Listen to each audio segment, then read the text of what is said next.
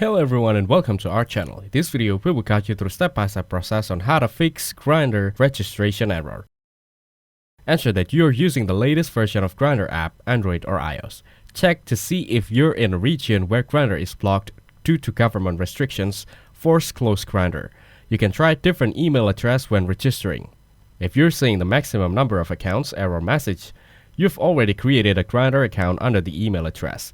You can create a new account under a different email address. If you're seeing the registration error message, please submit a request to us along with the following information: a screenshot of any error messages you're running into, the method you're using to create your account, i.e. email, Google, Facebook, etc., the email address you're using if you're creating via email address and password, your location, i.e. London, UK. Also note if you're using a VPN.